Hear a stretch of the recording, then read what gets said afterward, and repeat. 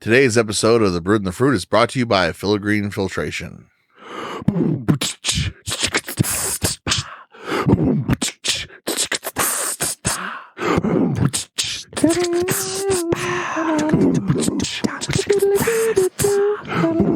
and the Fruit.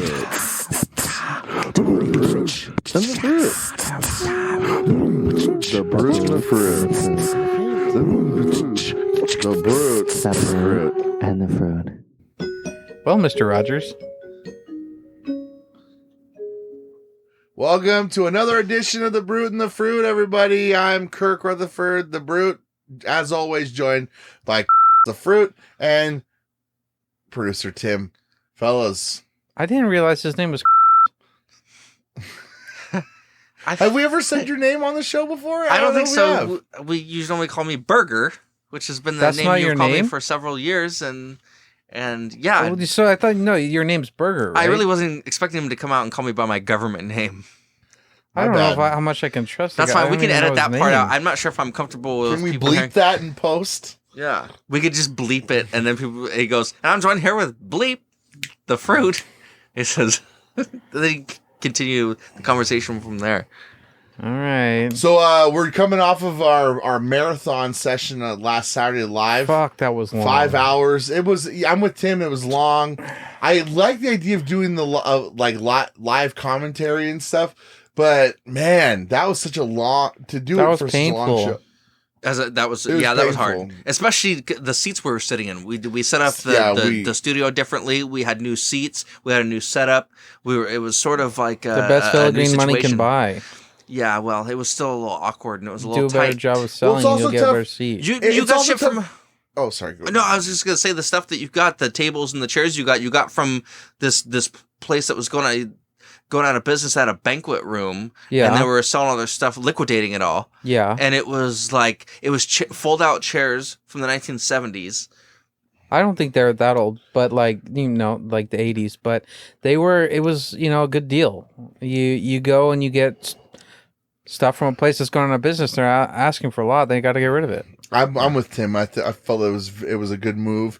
I felt that it was a nice black cloth, right? There's a very nice black cloth, regardless of age. And I felt like it made our presentation look really.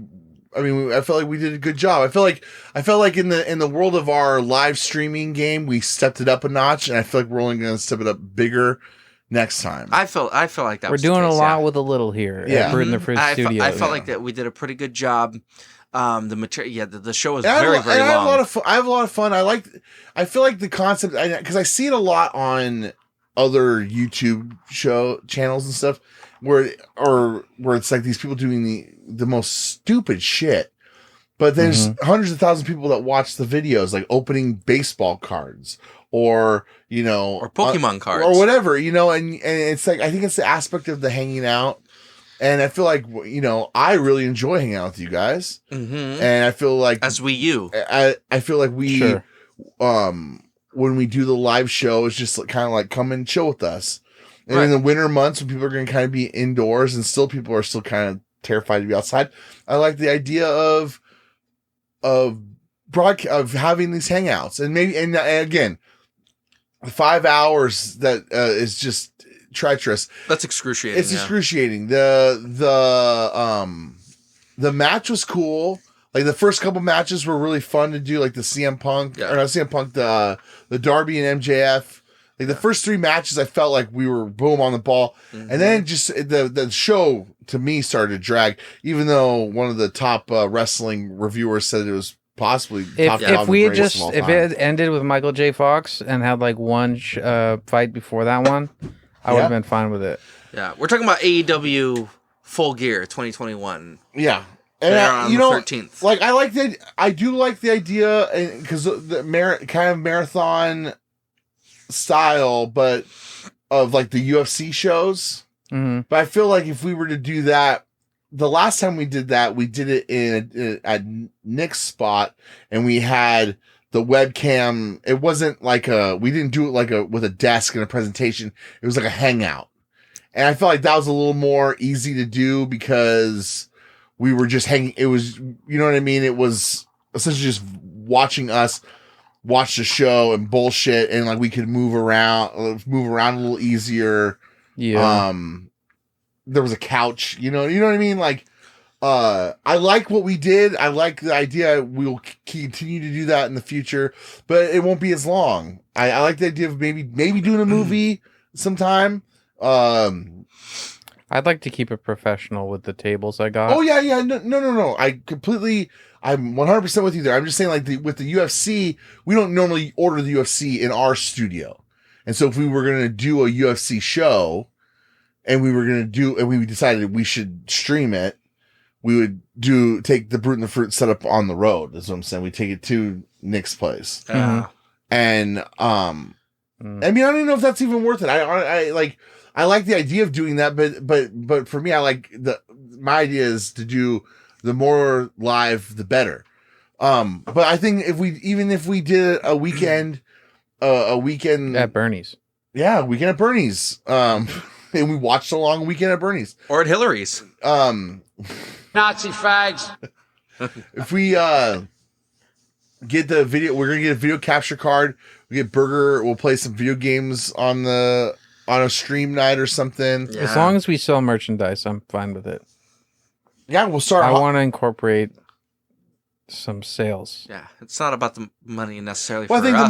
the more available, the more present we are in some of these people's lives, and persistent, the more it'll come. They'll buy the dude. I swear, like, I watch these guys.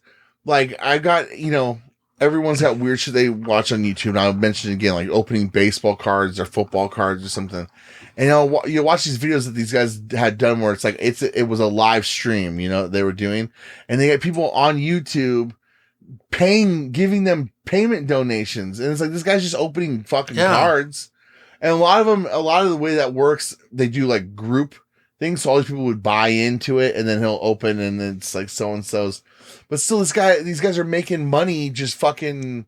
Oh, hey man, thanks for the super chat. $20 super chat. Or there was a guy I was watching for a bit that does live streams of Animal Crossing, and he just plays Animal Crossing, goes around and and does the terrain on his town and everything, and see, I don't moves houses and fishes and collects clams. And people are paying him fucking money. I'm going through, and there's like some person pays $10, another $5. There's several people doing $2. There's somebody does $50.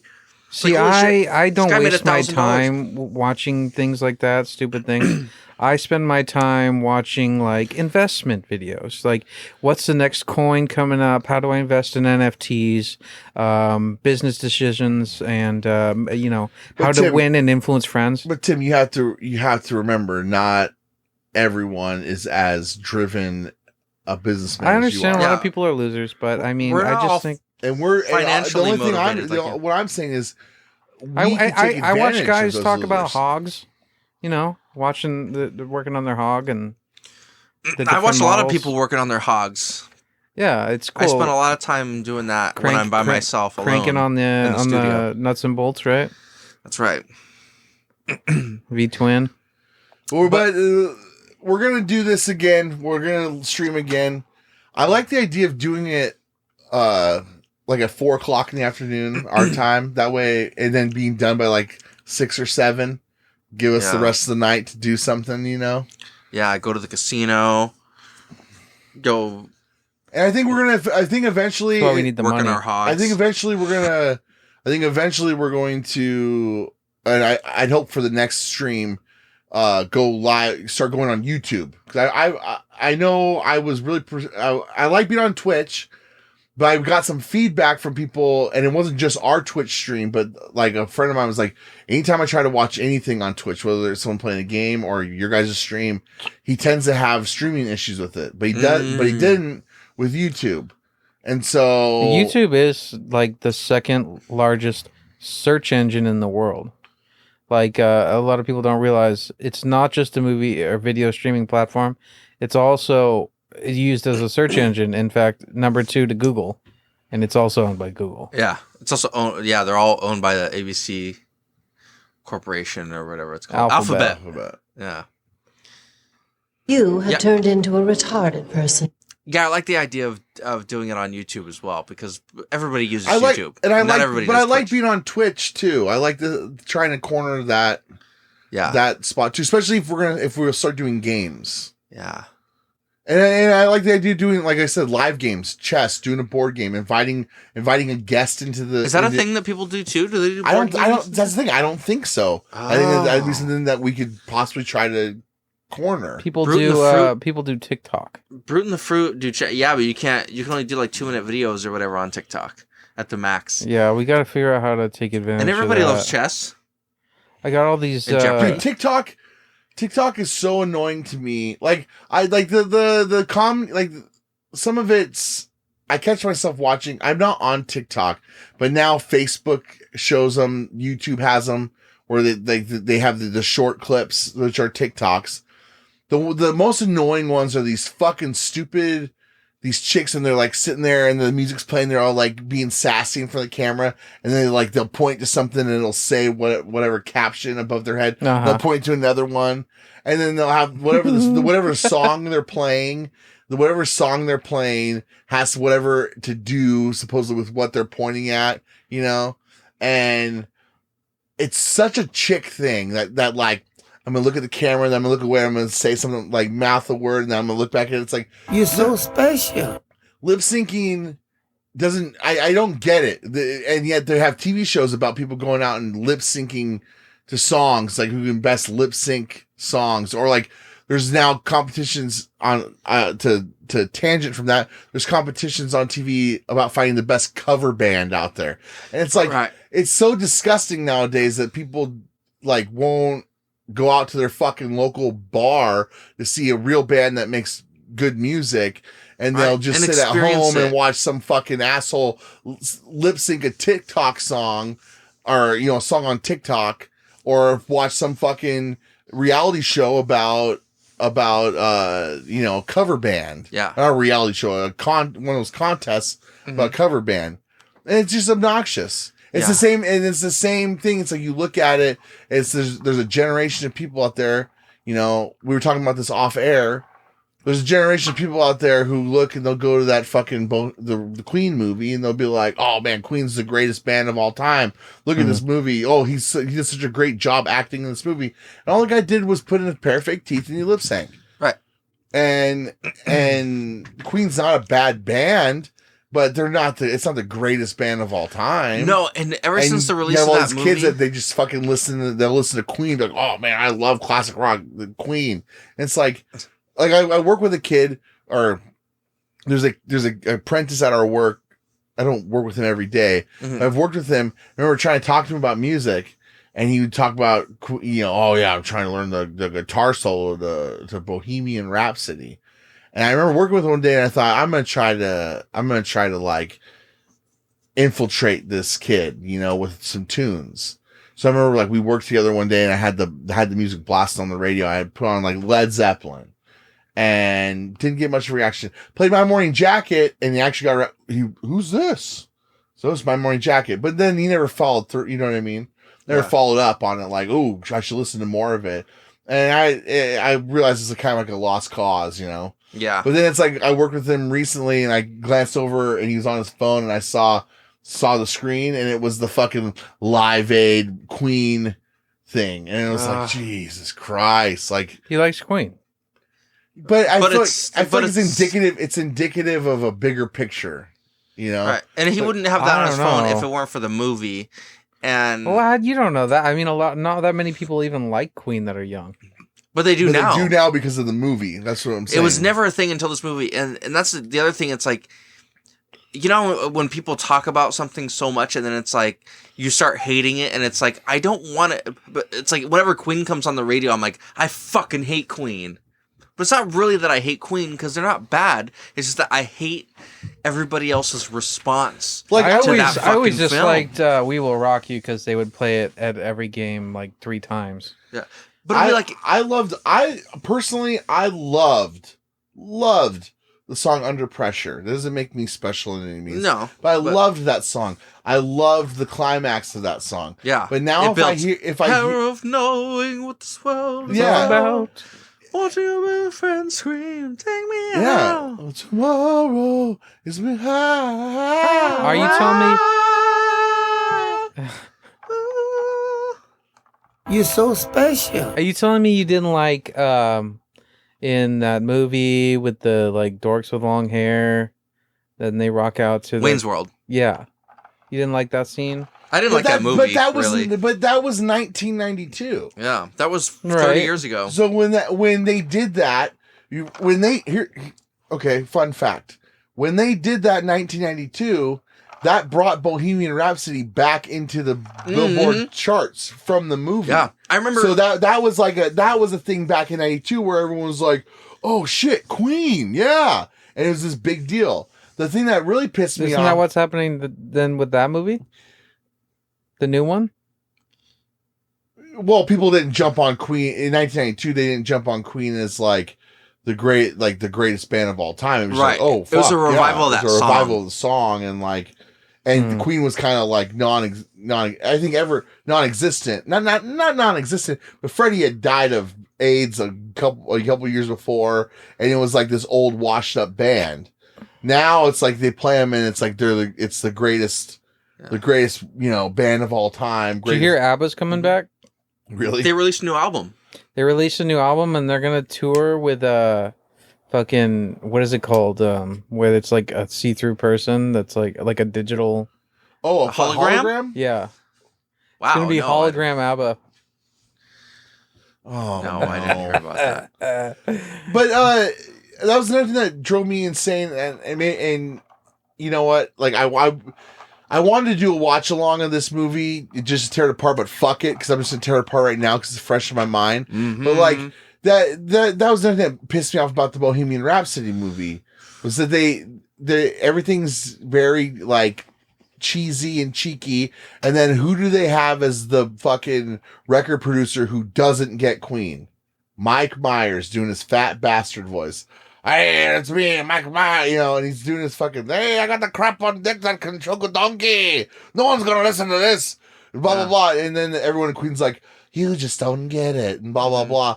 And he's like, there aren't gonna be kids headbanging to a song called Bohemian Rhapsody. And he practically looks at the camera and winks. And it's like, oh, get it? Because he's the guy that was in the movie that headbanged to it in the 90s. Get it? Hey, get it? Hey, oh, hey. It's probably a bad movie.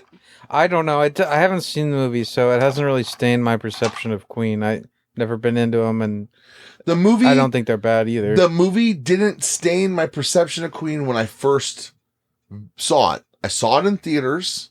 I heard that the dude playing Freddie Mercury was going to get buzz for Best Actor. What year was this? This was like 2018. Okay. I went and saw the film. I got done with the film. I go, that wasn't bad. He'd probably get nominated. It'd be cool if he got nominated for that. And then all of a sudden, when it came time for award season, it was like, Best Picture nominee, Bohemian Rhapsody. I was like, Best Picture? What? And it was like, Best Actor, Rami Malek, and it was okay. I can see that, but Best Picture? I was like, really? There wasn't a better choice of Best Picture than Bohemian Rhapsody? And I believe they won Best Comedy Musical at the Golden Globes Best Picture. I could be wrong. That would make sense. Well, because the Golden Globes do Best Picture Drama, and they do Best Picture Comedy Musical. Mm-hmm. Instead of like the Academy Awards, it just says Best Picture. Yeah. Anyways, my point is that I feel like it's indicative of the TikTok culture where it's the like the Fleetwood Mac song that got big because that dude was drinking ocean spray to it. And it's like, it's funny because that song is fantastic. It's what song is it? I don't know about Dreams this. by Fleetwood Mac. It got really big last year because there was a dude on TikTok, this dude who would do TikTok videos, and the video was him riding on a skateboard doing a selfie and drinking a bunch of ocean spray while Dreams by Fleetwood Mac was playing, and then it became this big thing. I believe he got this big endorsement from Ocean Spray or whatever. They bought him a new car. And his car was broken down, which is why he was skateboarding or whatever, or roller skating. And he got a bunch of Ocean Spray, too. We should be doing TikTok. No. Yeah. Let's start doing TikTok. Let's do it. Tim's the piano tips the should young be people on TikTok. that come to our church, they're really into it. They come to what? Our church. Your church? I didn't realize. Yeah, in my garage. Oh. Are you allowed to call that a church? Yeah, you can call that anything was just a Bible church. study. Well, you do a few documents, sign a few papers, and you're in. Tax exempt. I got these neighbors coming over. It's becoming a bit of a community.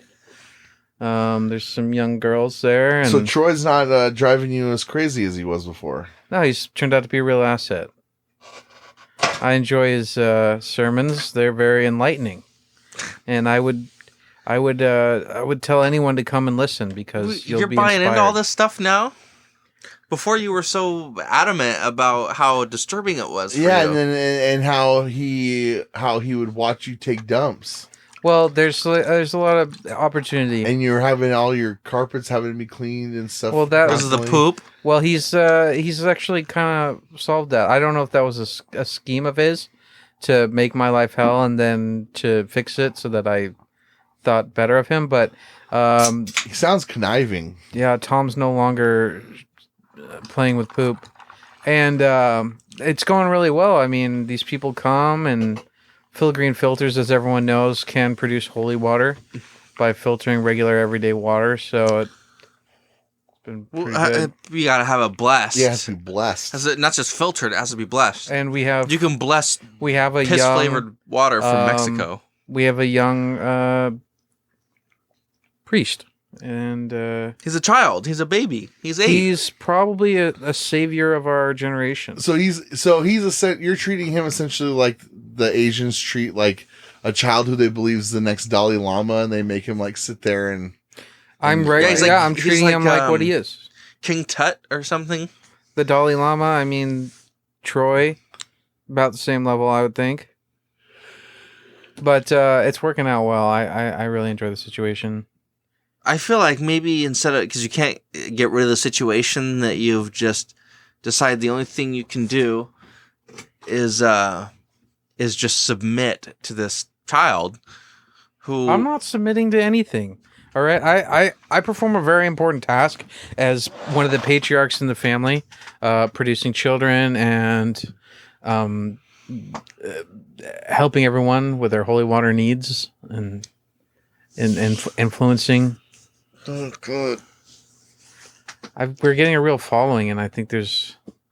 So what happens is you host a sermon in your garage. So we host like on an Sundays. event. It's a sermon, FBI watch and the neighborhood comes, and I pass out the holy water with filigree filter cups, and everyone knows where the holy water comes from. It's very important, and then.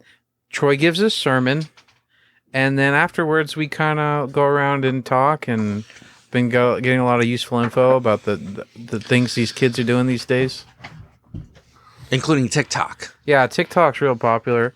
Girls are getting tics, though. It's kind of an issue. There's a lot of young women. TikTok gives you tics. Yeah, it's like popular to have like Tourette's or something similar to Tourette's, because some of the big TikTokers have. Those issues, and then there's a lot of girls that are healthy otherwise, but they're developing these tics, like they're actually getting real symptoms by emulating what they see in the app. So that's a problem. But I think it's a great vehicle for selling people things and becoming popular. Okay. I think maybe when we talk about doing a TikToks... good steering wheel that doesn't fly off while you're driving. No, that's a good idea. When we talk about doing TikToks, maybe we do some, Brute in the Fruit, I can write a song or Brute in the Fruit. Yeah, I mean, I'm not sure if that No, introducing TikTok. That's religious. the thing you're missing out. TikTok is for a bunch of like dumb chicks to like go and they start doing like dance routines. It can be the all fucking sorts of songs, things. and then they do that sassy thing where they look at the camera and they look away and they look at the and then they do like that, like they're hot shit. Okay, We see, got I just them think doing that in our garage. I see people doing. With I don't do a lot of filters in TikTok, the- but I in the see corner. somebody will do like a. It's a lot of beautiful people do TikTok too. I've noticed, but they also have a filter on, so who knows what they look like without it. But Like that, those waters, okay? Those waters that are carbonated, that have a skull on them, liquid death or whatever. That gets carbonated water called liquid death. Yeah, it looks cool. It looks like you're drinking cerveza or something, Oh, but it's just water. Yeah, Okay. see, I totally People are that shit's not cheap either. I was gonna say I totally fell for Tim Dillon was drinking those on an episode, and I was like, that's right. and I was like, oh shit, is he off the wagon? Because I didn't realize that was just water. I'm like, is he drinking beer right now? A lot of podcasters have been doing it, and I think we need to have a similar staple. So I've been talking to Filigree about maybe creating some kind of carbonated water line, but that's another avenue we need to look into. Okay. Well, hopefully, Filigree stays with us and hitches to our wagon as long as we hope they will, because a lot of these other sponsors sort of fell off because they were like, well, we don't really like you guys talking, you're talking about getting your dicks bitten off or whatever in a horror situation. About that, yeah, they're kind of like they don't really have a high tolerance for humor. I felt like a lot of those other sponsors. We need sponsors that get us. They understand the genius of what we're doing. Mm-hmm. Well, the thing about water is it's very neutral, especially filigree filtered water. Extremely neutral. And I don't think I think they'll sponsor anyone. So good. Probably clear on that. Although with the TikToks, I do think we should take a more religious stance. If you guys want to help in the production at all. I'm not comfortable with the Brute and the Fruit go religious. I'm not comfortable with the Brute and the Fruit going TikTok. But I mean, like but here's the thing: if that's a branch of the company that you guys want to take by the reins, I'm fine with. I'm trying to stay away from the TikTok, just like I try to stay away from because you hate China. Oh no! Are you one of those people? We love China. We love the Chinese people. We love the Chinese people. Yeah, I don't hate China. Supportive. I have no reason to hate China.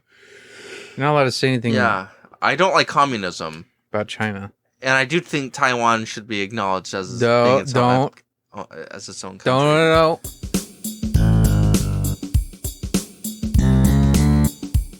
Come on, pump it. Filigree filters are what you need. Get rid of bacteria from what you drink. All those other companies are full of shit. We the only manufacturers that be legit. Yeah, Filigree. Yeah, Filigree. Filigree filters is what you need. Eliminate germs from what you drink. Nobody else cares about what's in your sink. Well, Filigree filters cares about what you think. Yeah, Filigree. Yeah, Filigree. Your homework. Scary microscopic germs the government made to kill your sperm. It don't have to be that way. Filigree will make it go away. Yeah, Filigree. Your homework, kids. Yeah, Filigree. Save your money and yeah, Filigree. You silly reader. Yeah, Filigree.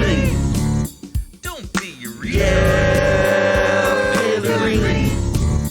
You silly reader. Yeah, Filigree. Let's move on. Do you have any stories? Well, we can talk about the Kyle Rittenhouse trial. Oh, that's okay. Well, as everyone knows, probably the trial of Kyle Rittenhouse is going on right now. The jury is in deliberation right now over the over the case, and you know, it's just an interesting example of the way the media brought something about and described the incident, and then what happened actually in court under oath, what you hear about, you know? Yeah, it was really interesting how the stuff they decided to withhold and the stuff they wanted to put forward. So it's like, well, even just in like the small manipulations that they do, like the YouTube clips with the caption of him like in the middle of like weeping or crying or whatever, and it's like, dude, that dude's a 17-year-old kid, like, kind of lay off him a little bit, you know? right. Like, LeBron James. In the sense of like, It's weird. I've seen memes about him so far.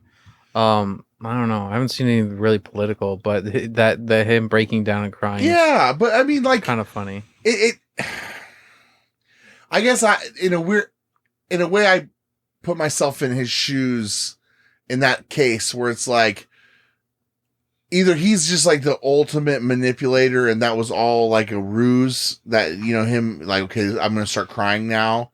Or it's like a 17-year-old, 18-year-old kid or whatever going through a traumatic incident, like, and panicking and like trying to describe it and like fucking being upset about it because it's like something that you're not going to ever not think about again in the rest of your life. Yeah. And so I think of it as if, you know, imagine if it wasn't some race riot scenario, and it was, so when this man was pinning you up against the wall and trying to penetrate your butt, what did you do next? And he's trying to explain it like, oh, and starts crying. Would everyone make fun of him then? No. Right. But and yeah, LeBron James. I haven't heard people make fun of him, but well, no, but LeBron James, people taking the piss out of him, like crocodile tears, yeah, and like, saying that he's faking it. Like there are people Yeah, taking just that screenshot and trying to turn it into this whole thing of him, oh, what a bitch, you know, that kind of thing. And it's like, if you watch him under cross-examination, the real bitch was the prosecuting attorney who had the Adolf Hitler mustache. And I gotta see this guy. His name's Binger. And the judge kept having to like cut him off and kick the jury out. And I think he told, what was his, like, don't, oh fuck, I'd have to look it up. Don't be brazen with me. Yeah, don't be brazen with me, sir. And he was, well, I guess it's kind of like that mustache. it's with the shading. I know it's an actual full mustache, but the shade underneath his nose is a little bit darker. I don't like his hair. I don't like his face. He's got a faux hawk. He's very smug and sanctimonious. It's smug and pompous. Yes, and sanctimonious. And it's like he's sitting there and I don't know. He's dressed pretty sharp. But he also tries to act sort of aloof in a way that when the judge starts accusing him of what he's doing, and then he's just, well, I'm just yeah. I don't know. You know, we talked about we're in no way saying that the kid was right to be there with an assault rifle, you know, at all. Like, it wasn't, we're not condoning that, but it was also, he was getting beat with the skateboard. Right. There are other people with guns. It's like, be objective about it, at least. When they talk about, well, they keep doing this. He crossed state lines so he could come with his gun and shoot people. But what they don't say is that that's where his dad, like, he goes there. That's where his dad lives. The gun was in that, he didn't cross the state lines with a gun. The gun was there. Right. The gun was at his stepdad's. In his testimony, it was like his buddies. His buddy's dad. His buddy bought the gun for him, and was keeping the gun until he turned 18, where then he was going to do a private purchase of the gun from that guy. Right. But also, when they talk about crossing state lines, it's from where he was in Illinois to Kenosha, Wisconsin is 20 miles. So it's like if we went to Linwood, from Arlington, Washington to Linwood, it wouldn't be that much of a drive. They act like he went from fucking California to New York. It wouldn't be that much of a drive, but also, I mean, if we went there where they were having a rally, but he was already there. Yeah, and he was providing medical aid. He was already there the day of the riot. He was already there. He went to whatever car store that was set on that he was going to protect or whatever. He was there earlier in the day, and then the owner or something texted his buddy, and they were like, "Yeah, or we'll come back." And I remember he asked for the address, and then the prosecutor was like, "Well, why would you need the address if you said you've driven past this place all the time?" And he's like, "Because all the roads were closed and blocked, and I wanted to know the best way to get there." So where's he? Wait, he went to a car thing? No, there's like a car shop or a car store, car market or whatever was the name of the car source or something was the name of the building that he was supposedly going to protect, or that was on. Yeah, he had a fire extinguisher with him for all the time too. Part of the video evidence is because he was going around trying to put out fires. Because this was community. I don't know. It's kind of weird to go out there. But I understand, like... Should he... No, that's what I'm saying. Should he have gone out there? No, he shouldn't have. We're not... Why not? Because it's a matter of... Because you're going to run into trouble. Yeah, you're only asking for trouble if you go out. If they started rioting in Seattle right now, and the three of us were like, let's fucking go, try to, you can expect we might... Like when but we're not brave. When we had Chaz going on. Yes. If we had gone there, and someone had tried to beat us up, I mean... I would have understood that might have happened, you know. But that's not really our area. Like if they were starting to do that in Granite Falls, like in downtown Granite Falls, I might. If you're talking about 20 miles, 20 miles would we go protect Linwood? I mean, that's where I live. Yeah, but that's where you live. But it's not. But it's not like really the community, the area that you live in. Would you guys come to visit Linwood and protect it? Oh, if they were in your neighborhood, I would bring my AR-15, which I don't own. And I would kill. I urge you not to kill come. all the child rapists that I needed to in order to protect your neighborhood. The kid's 17. When we were 17, we were there was probably a lot more like of that weird chasing danger kind of feeling where it was like, oh, let's go down, let's go do that. Yeah. Right. Let's go down and protect. You know, he definitely doesn't seem like a mature adult yet. Well, it also is I think works in his defense. Yeah, it works in his defense. See, like I said, I'm not saying this kid should not go off being punished in some sort of way. There should be some sort of punishment that is given to him because he did take someone's life. Now, was he doing it in self-defense? Sure. But he wouldn't have had to have been doing that in self-defense if he didn't put himself in that situation. Like if this happened in the business he owned or his house and he was killing someone in self-defense, he shouldn't be in any trouble. Right. But he showed up. That's what a hero does. They put themselves in a situation that is dangerous and that they would be better off not being in order to protect their community. That would be to protect other people. Though. You're talking as if this kid's Batman. He's not a vigilante. Also, that's not legal. He's just a good Samaritan. I think, and so killing people is wrong. I wouldn't consider them people. Even if you can justify or forgive someone for killing someone, which you could definitely do, it's still wrong. And if in this case, I just don't think it's fully justified because it's not a first-degree murder. It's not or whatever they're trying to charge him with. It's not fully justified, but it's not first-degree reckless. It's not full murder or something. It's not full murder. It's still manslaughter. It's something. I don't know what. It's first-degree reckless homicide. I don't know the law. Think is what they were. I'm just saying if it wasn't such a spicy scenario. Yeah, I mean, what makes it spicy is what the rally was about. If this was a 17-year-old kid who got into a fight outside of a movie theater because and it turns out in self-defense he's fucking stabbed the dude because the guy who had him on the ground was choking him to death or something, and the guy bled out and died. Yeah. would that be his? He'd probably still get in a little trouble. He'd get in trouble, but Yeah. but would it be? It wouldn't be this whole intent of murdering like they said he was doing. They wouldn't need Well, to the call crazy- the National Guard. The other crazy thing is that they keep making it a race issue. That they keep is, saying yeah. like there's companies that are talking about letting after the verdict that they're gonna allow all their black employees to have some time off so they can recover from the trauma of this trial that's going on. It's like there's nobody of color involved in this entire situation. Kyle Rittenhouse is a white guy who shot and killed 2 white guys and then shot and injured another white guy. Is that the guy who's testifying? Who said the dumb thing? Well, the truth that made it seem like he was.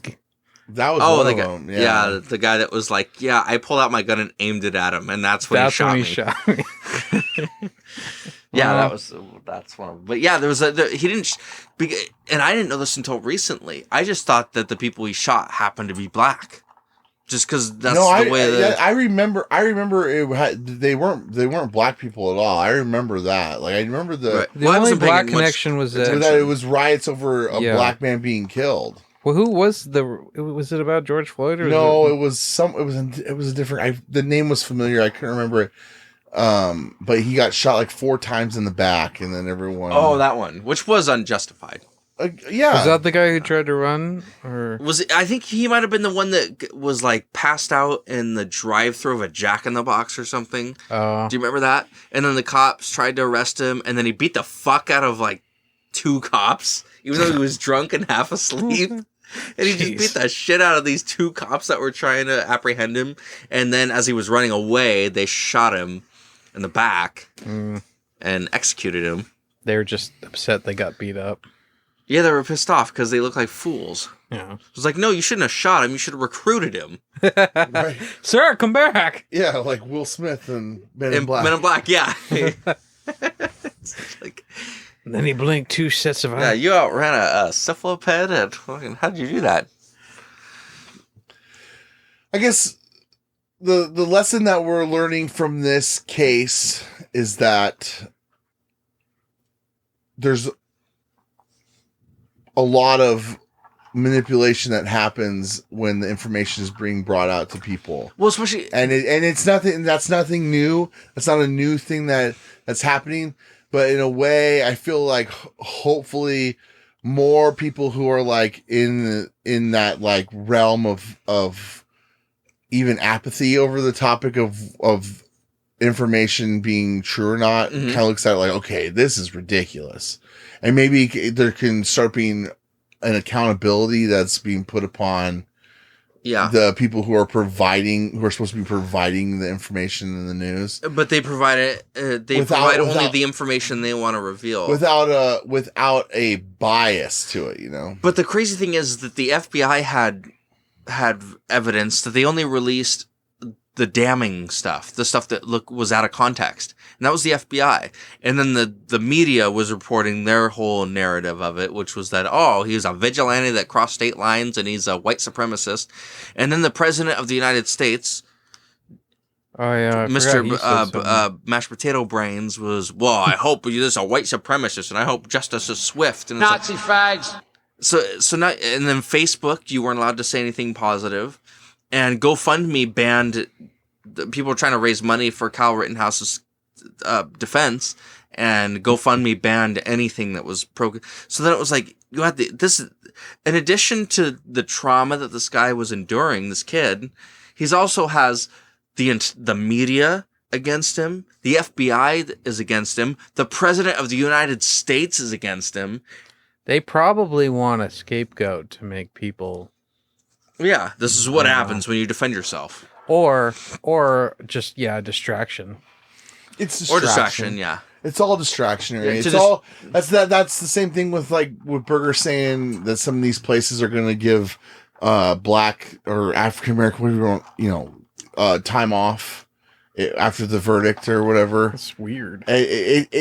All it does is it just draws more attention to the divide, you know what I mean? Like it just draws more attention to like racial division, which is like the opposite of what should be happening. What would be actually beneficial to society? But of course, that's what the powers the powers that be want. Yeah, Right. They it's divide and conquer. It's all, you keep everyone at odds end, and then you, cause then it'll always be a topic, because then if you bring it up, then you're a racist. You know, if you bring it up to talk about like, hey, isn't this peculiar? You're a racist. Right. Is it peculiar? Is peculiar that if you go to Uber Eats, they have an entire section of black owned restaurants?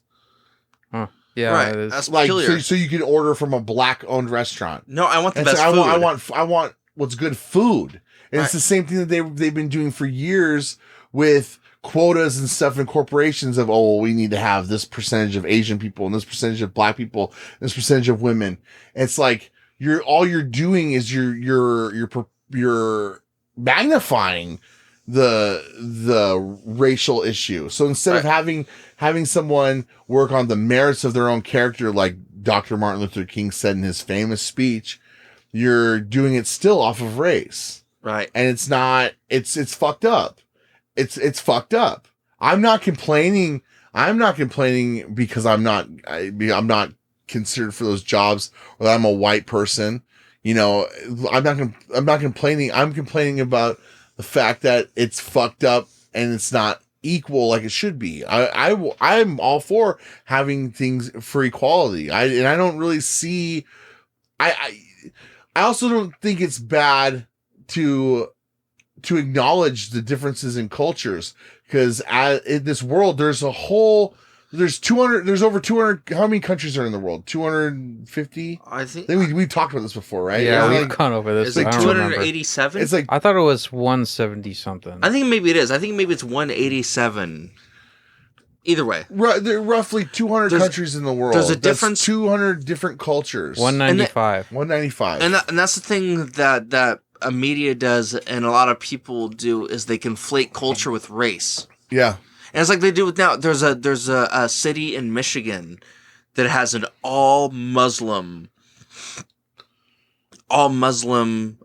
city council, and they're saying like, this is diversity. It's like, well, first of all, it's not diversity because they're all Muslims, Right? So it's like, that's a religion. It's not that they're all brown people from. You know, they're not. It's not that they're from the Middle East. It's saying they're Muslim. That's a religion. It's like saying if you had a board of all Mormons. Right. Yeah. It's like diversity. I would Is not that like diversity? but then here's a question, because if you had a board of all Jewish people, because that's considered, a lot of people consider that a race. Well, They do, yeah. I think it's true. it is considered a race for sure. So it's a weird gray area, you know. Yeah. But at the same time, we should be. Well, they have what's it called? Agnosy or something. You know what also annoys me? agnostic. No, there's like a actual race name of Jew that came from Israel, I think. Oh, What else really bothers me is when people talk about what the right would kind of do right now is be like, well, Kyle Rittenhouse, he's a kid. I don't want to He's a kid, research which, Jewish you know, people. it's- I'm going to look like a. But then you talk about. I think it's agnostic. Well, agnostic is not being religious. Oh, agnostic Jew, so it'd be like something like Larry David. That'd be someone who's the race of Jewish but not religious. Right, so like that would be like Larry David. right, on an Curb and agnostic stuff, Jew. Yeah, it's kind of Sorry, go on, Burger. Yeah, so there'd be like the people on the right would say, well, Kyle Rittenhouse is a kid and he should, you can't treat, and the Kenosha, is that the word? The Kenosha kids, the MAGA kid, remember the Catholic school No, it wasn't kids? Kenosha, Wisconsin, is Rittenhouse. The MAGA kids was fuck, I can't remember. Something with C. Yeah, What was the MAGA kids with the? Because those guys, those kids were saying there, yeah, sure, they have MAGA hats on, so they automatically qualify as the scourge of Covington earth. Covington, yeah, and the kid looked smug when he was. Yeah. But what they didn't talk about was that they were sort of minding their own business, and then and then the guy come up in his face. Yeah. Okay. Here's the. I just and cancel me if you want. if you put a black kid or a Mexican kid in that scenario, and you had some adult come up and get in his face and do that, are you telling me that are you going to ridicule them if they did the exact same thing? Even if it was a black kid with a MAGA hat, that wouldn't even have been a story. But I'm just saying, like how many with I guess what I'm saying is like, with how it could have been any kid, but there's a lot of scenarios where if you're having people, I don't know. I guess I'm trying to say, you could see a scenario where if you had a white person getting in the face of a Mexican kid or a colored kid or a kid of color. at a rally like that, and the kid fucking punches the dude in the face or whatever, or gets all like, fucking, angsty teenager, like, get out my fucking face, man, and did all that shit. Like, would you be talking about it at all? Like, right. But then the same thing will happen. Like Michael Brown, I think, was 18. Right, Michael Brown that was shot, and it set off that whole avenue of.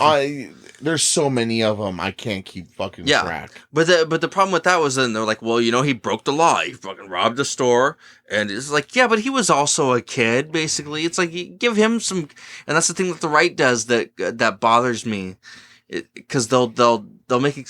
They'll sort of side with the kids on one side, but then they're like, well, Michael Brown he broke the law and he did this and he kind of justified. But that's the inherent racism that happens, that the left talk about. And it's like, in those scenarios, like you just pointed out there, where it's a, like this kind of subtle, like, oh, well, Kyle Rittenhouse is a kid, but Michael Brown was fucking fry him, like, that's those little lines of racism that are wrong. Yeah. But the left clings onto that a little bit and acts as if it's this perpetual thing that happens. And there's subtleties on both. Like what Michael Brown, it's like, I get it was kind of justified but it's like, have pity, have sorrow for the kid that was just fucking died. Michael Brown? He could have. Oh god, I don't remember where was that. That Hands one? Up, Don't Shoot. Yeah, it was Hands Up, Don't Shoot. Okay. Yeah, that was Hands Up, Don't Shoot. Yeah. 18-year-old fatally shot by Ferguson police officer. Ferguson, that was the Ferguson one, where it was like what he was doing was bad, but it's like, who knows what that guy would have been 10 years from then, 20 years from then. He would have been. He could have been, a great dude. Yeah. And he was just nasty at that minute, at that moment, in that time of his life. And it's sad that would happen, and it shouldn't have. There's a lot of. Let's put it this way. From what I was trying to say earlier, because I've been trying to think of a better way to explain what I was saying. There's a lot of kids who are like 16, 17, 18 years old who have a giant fucking chip on their shoulder. Yeah. Regardless of race, white, black, Mexican, Asian, whatever. They have a giant chip on their shoulder. Yeah. And if you were to place, I would say out of 100 people in that kid, the MAGA hat kid in Covington Catholic, if you took 100 different kids of all different races and put them in that situation, I guarantee there would have been a black kid, a white kid, and an Asian kid, a Mexican kid, whatever, randomly through there that would have fucking popped that native dude in the face. Right. You know what I mean? Right. Regardless of color. Right. So the fact that because of the fucking that angsty, we were at one point I don't know if it's like it's young men, right? We who were have all her experiencing testosterone for the first time, really. We were all that age. We were all that age at some point where we had the random weird bouts of rage, where you're just like, wow, and you're pissed off, and you fucking road rage or whatever.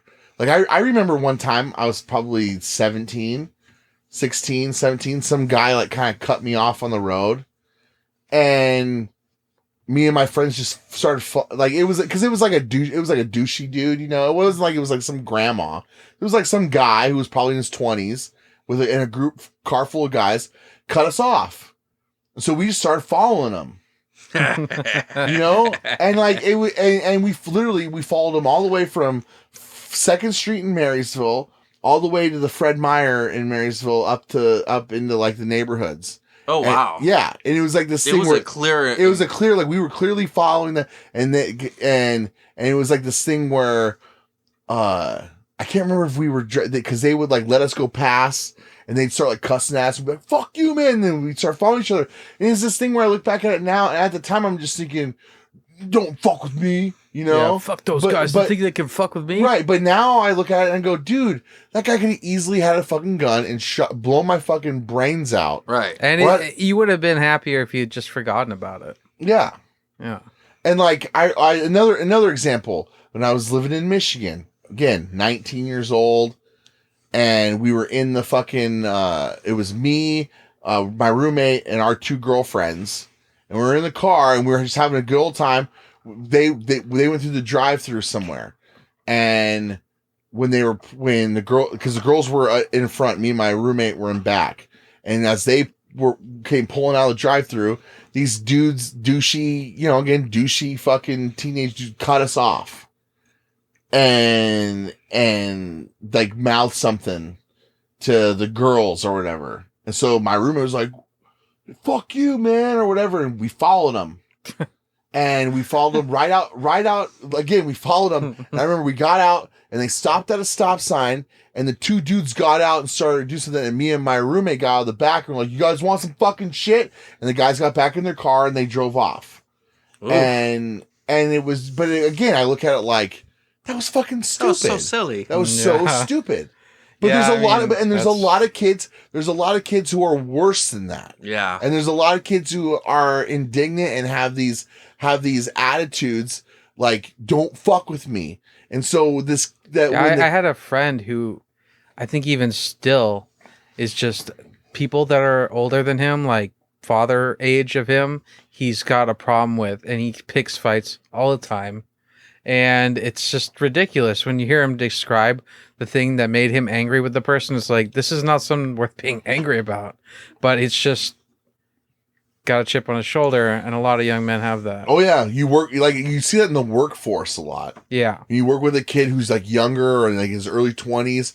And it always seems like the boss is giving them shit. And there's always some issue that they have with someone. And it's just like, when you grow up a little bit more, you kind of get over it. Like you kind of just like, that's how the world works. Yeah. But so my point being with the poor Covington kid, all he did was fucking smirk, and the entire media was like, off with his fucking head. Oh yeah, cancel. Oh yeah, and they were trying to give his address away so that people would go harass him.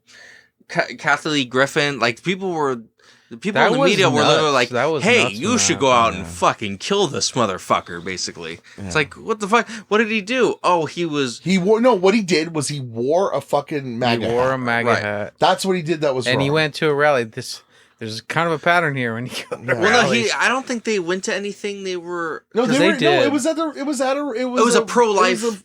It was a pro-life. No, it was a Native American thing. No. Actually, I'm pretty sure it was a pro-life. No, it was a pro-life thing, and then other groups were descending on it. I thought it was around like the Montesano. No, because they were in a Catholic school, so they had attended some kind of a pro-life. You can and fact then they check stopped me on this. there, yeah. And so then they were sort of waiting to leave, I think. Like, they were waiting for the bus or something. And then there was a Black Panther kind of group that was making all sorts of noise over here. And then there was a Native American group over here. And so the black group was, like, yelling at those guys, like, you motherfucking racist piece of shit. And then the Indians were like, hey, how are you? Hey. So then they all sort of started descending. I want to be nasty. Do you mind? But yeah, that was the gist of it. It was, and then according to the native guy, he made a statement later that was like, "Well, I saw that there was like building tensions, so then I came and banged my drum in dude's face because I was trying to relieve tensions and fucking release the spirits." You're trying to antagonize the guy. That's the way I looked at it. Yeah, you're trying to antagonize the guy. Right. He was. It's the same. He tried to make an excuse for it, but that's what he was doing. And that's what I'm saying. Like, a lot of shit happens when people go to rallies because everyone's like in war, ready for war. yeah. And then something like Charlottesville can happen, or Yeah. this thing and the MAGA hat thing, which actually wasn't even really much of a thing. Yeah, well, I remember thinking it was really because I was in downtown Seattle. I don't remember how I talked about this on the show, but I was in downtown Seattle on the night of Trump's inauguration. So then people were in rare form that night. So then, but this whole group swarmed in, and like they came from Northgate, from Northgate down to Seattle, and it was kind of at that moment. This is 4 years ago, 5 years, whatever it was. That was sort of this epiphany. It was like, holy shit! Like they're doing. Because they have like the Black Lives Matter, and then they do like gay pride, and it's like all these people are in one group. I'm like, do you not realize that fucking really up until very recently, the black community, not to make generalizations, have not been too thrilled with the gay community and the trans community. Like that's not a thing that's been. I don't think that's a thing that's been really like interlocked as one big mega group. No, you're right. Well, a lot of the highest percentages of African Americans in communities is in the South, and it's in religious. Yeah, religious. Very. That's the thing Bible that a Belt lot of area. forget is a very conservative. Yeah. If you want to make very, they're Democrat sort of they always vote blacks generally speaking. That's a socially conservative. Socially conservative, yeah. Socially conservative, fiscally liberal group. Socially conservative, yeah.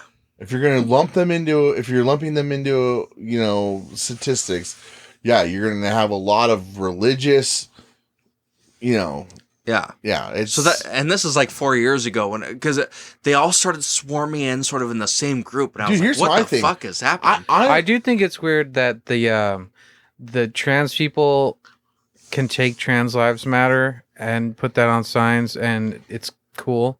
But the people who are trying to say anything other than Black Lives Matter, like a different, set of words. Yeah. Were really hated, but it's really just about what their politics were, and that it's all just something for people to fight over. It doesn't no one actually gives a fuck. I'm honestly like I'm at the point now where I feel like this whole Trump thing was all a big ruse. I know it wasn't, but like it maybe in my feeble brain it just helps me like understand everything more. But like this whole Trump getting like it was all a way to just really fucking divide all of us and like really like make things a lot worse to control us more. I don't know. I just part of me just thinks it was way too convenient for the narrative for Trump to win, and then you have this divided nation where now all of a sudden a fucking kid wearing a red hat is now the most evil person on earth. I mean, Trump was really, he was a face that was used to create, hatred and split people apart. And now when people are acting like, I don't know, that's what it really seemed like to me. The more, like before that, I was kind of ignorant to how much of politics was fake. And Trump really opened it up and made it obvious to me. Yeah. And now when people are coming and saying, oh, Biden does this, Biden does that, it's like, Biden's just he's a potato brained fucking face. He doesn't do anything. This is just right. What's like you being think pushed. He makes decisions? Like you think he doesn't make any, sets the board and sort of contemplates. He can't even put a sense analyzes. Together. Yeah. You think he's making any of these decisions? Right. Yeah. And that's another thing that I thought was interesting. Was it's like, okay, we have Obama for 8 years. We have Bush for 8 years. We have Obama for 8 years. And then, like, normally, like, I guess there's no rules to any of this. Let's rewind further. We had Clinton for 8 years. And then when Clinton was done, Al Gore ran. Was like his successor, and everyone was like, okay, yeah, he's the successor. Then he had Bush run, so okay, dynasty. So the two of them are going, and obviously, hey, okay, Bush stole the election, river. So now he's break it down like fake wrestling. yeah, that's what it is. Yeah, and you have so now you have Bush is now in office for 8 years. Dick Cheney was his vice president and practically ran everything, and was definitely never going to be elected by the people. So after his 8 years were over, it's not like he was going to run. So now you have the clean slate again, right? So now you have Barack Obama and Hillary Clinton, who, Hillary was and has been since her husband got out of office. Oh, well, Hillary's going to run for president someday. So it was like her and her rightful, the heir to the throne to take. Obama becomes the guy that comes out of nowhere, in the primaries and stuff. Cool. Is a cool young guy who's able to rally up a lot of people. Slow. He felt like something that was going to be this big change, like the big change. And he talked like he was a big change, and everything that he represented was a big change. And he felt like it felt like, man. And the fact that, and here's the thing, the fact that he wasn't a white dude, felt very like, it felt like, man, we're finally growing up. As a, you know what I mean? We're finally growing up because we're looking past the fact that he's not, because he's clearly the guy. He was at the time in 2008, he was clearly the guy. Yes. Like he was clearly the guy to vote for. Yes. No matter what side you were on, it felt like this is the guy. And hey, good for us as a country that has looked upon as like the fucking slave country and this racist country. Look, hey, we're moving past that finally. It's a step in the right direction. You have him for 8 years, and then all of a sudden, the next election, it's like his running mate. Well, Trump was called a rebuke to Obama. Right. But what I thought was interesting was the guy that was a part of this, Joe Biden's old establishment. But he was the vice president. You know what I mean? To the cool guy. To the cool guy. He was looked upon as like the right hand man of the cool guy. Right. Like that, the step in the right direction that our country was taking. He was the next in charge. So why the fuck didn't he run in 2016 to keep that line going? Yeah. Instead, all of a sudden now it's, Hillary's like, well, guys, remember. It's my turn. It's my turn because we had a black guy. Now we need a woman. And so then you have Hillary, and then you have her run against Trump, and everyone arrogantly goes, well, fucking Trump. This is a layup for Hillary. Yeah, it's a layup for Hillary. Yeah. And I feel like because the fact that they presented it as such a layup for Hillary, we should have been like, something's fishy here. That's why I said everyone's like, well, there's no way Trump's I thought it was win. so weird that he kept winning in the primaries, other than the fact that he was hilarious and he made the other guys look like idiots.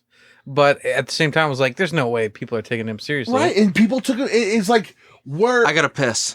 You gotta piss? Yeah. All right, let's take a break. Nazi fags. Hey, looking to get into the podcasting game? We have a high-quality opportunity for you. We here at The Brute and the Fruit are a worldwide auditory entertainment vehicle delivering content to consumers since 2020. Look, sometimes quality matters more than quantity, and our consumers are some of the most discerning in the business. Little known fact, ex-associate of Bill Gates, Melinda Gates, has a seamstress, and that seamstress has a house that is worked on by a general contractor, which is heard of our show. So, for the opportunity of a lifetime, email us at brute.n.fruit@gmail.com.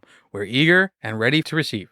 It's just this, it's all pro wrestling, the politics. Oh, man. yeah. It's all pro wrestling.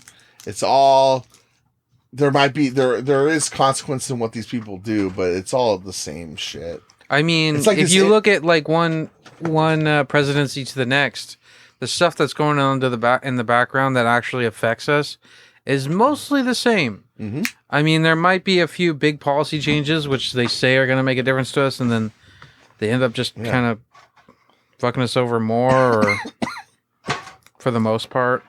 Well, then, like I remember my old roommates. I'm at the house, and they're calling the election for Trump, and they're just all stunned, and they're just, oh my God, our whole country, Our it's over. democracy. It's all over. And See, it's like, I didn't think I was stunned also, but I was more like, man, I had no idea people were into Trump. I thought everyone hated him. see, being someone who is, I would say, a doctorate level in professional wrestling knowledge. Yeah. I saw the Trump election and I was like, how is he not gonna win? Oh, really? Yeah. Well, See, I thought the because like you said, when he was gaining through the primaries, it'd be one thing if it was like Donald Trump's running for president, and then after like two primary cycles, he's gone because it's like, well, yeah, that guy's a joke. But the fact that they kept going on TV, especially on the opposite side, so not on Fox News, but on the opposite side, when they're like CNN is covering the primaries and they're looking at the Republicans, they're highlighting Trump and they're boasting Trump and they're talking about Trump a ton because it's a circus sideshow. Yeah. So like, Right. That's how it was presented. And that's how they present it. And it's like, hey, isn't this funny? Look at how fucked up the Republicans are. And all they were doing was giving Trump a platform to go on. They thought they thought they were discrediting him. Yeah, and what everyone was Can't look away from the train wreck. And what everyone was forgetting was that there was a ton of people who are very vulnerable to racist rhetoric.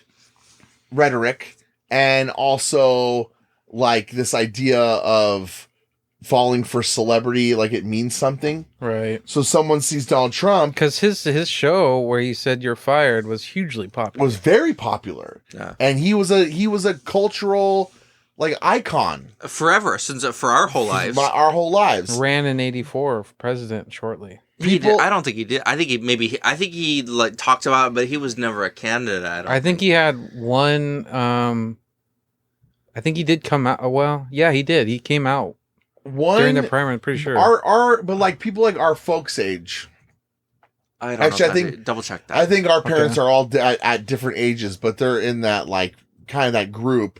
Yeah. Where it's like they all look at Donald Trump as like the dictionary definition of like rich businessman, you know, like a success, like a American success story. Yeah, weird. And whether their opinions on him aside, it's like, oh yeah, that's the rich Trump man, you know, and like they look at him like, well, shit, you know, he knows business, so we should maybe trust him, you know, like he knows what he's doing. It would make sense if that's. Then it's like also you had him run against. He's running against Hillary Clinton, who, again, people our parents' ages look at her and go, "That's that cunt that was married to the president." That cunt that's been around forever, and as things have gotten worse. Yeah, and so same with Biden. She was a senator from New York. But here's the thing about Biden is Biden, for the first 35 years of being in politics, was in the background. And only people who were from fucking, where's he from? Vermont? Delaware? Only Bernie Sanders is from Vermont. Only people from Delaware really... I think I was wrong about the presidential run. Yeah, no, he never ran for president. I think, didn't Oprah ask him of something? Yeah, she asked him in like the late 80s or early 90s if he would run for president, and he said yes. He goes, I don't think I would run, but I would run if things got really bad, Oprah. I'd run if things got really bad, okay? I'm not going to run right now, but I think, if things got bad, then, maybe I'd run. It'd be excellent. I'd be an excellent candidate. I mean, it'd be the thing where I was, and obviously, there's so many people. He says, I wouldn't. What's the formula? I wouldn't run unless I was going to win, and that's what he said on Oprah. I wouldn't win the formula for there's a lot of people in here. I walked in the room. I said, "Wow, there's a lot of people." Yeah. I came in. Everybody was saying Trump is great, and they were like, "Oh, whoa, Trump is so great." But whoa. But yeah, it was, to me, when I saw it, as I saw it like kind of coming down, and then I was hearing people talk, and I'm not anything special, obviously, but obviously, well, no, I'm just, meaning like it's not like I'm some like expert savant or anything. But like I was at the time when he got elected, I believe I was working at the furniture store. And so like my boss that worked in the back, like the warehouse, and then like the store manager would be talking about Trump all the time. Oh, well, when Trump gets elected. My parents, well, when Trump gets elected. And it was all like this thing where it was like, they were automatically, like, all these people were going like, it was a foregone conclusion that he was going to get elected. Mm-hmm. And then, because at first it was like, haha, yeah. And then as the primaries kept going, it was like, oh, well, when Trump gets elected. And then a lot of them were like, well, I'm not going to vote for Hillary. I'm not going to vote for Hillary. And there's all these people who I believe were just not listened to. They didn't listen to the kind of the people who maybe aren't going out and filling out your polls and shit, you know? Yeah. And whoever runs those is fucking... They're either just trying to lie to us or they're bad at their job. I think a lot of it is... Well, a lot of it they do... When they do polls... It's like they do a lot of it was landlines up till at least. And a lot of it, it's like TV ratings. Like, have you ever met anyone who has a Nelson ratings box to rate TV? No, never. That's the thing. So how are they so sure? And I'm sure there's formulas and algorithms or whatever, but how are they so sure of who watches what? Now they know exactly what you're watching. Well, not necessarily. Through Netflix or Hulu. Well, but no. I'm talking about the Nelson ratings for like television. Right, but that's just like old people. I know, but they still use that as a demographic of like they would use landlines, ad money and stuff. Right. And not for streaming though. Well, no, it's not for streaming. But for years they would use the system where it was like you had a box and then they would go and they would use some shit. And I'm thinking, and I look at it and I go, because like I think again everything's pro wrestling to me. When the Nelson ratings, I think of pro wrestling and they go, oh yeah, you know, there was 3.5 million people that watched wrestling this week.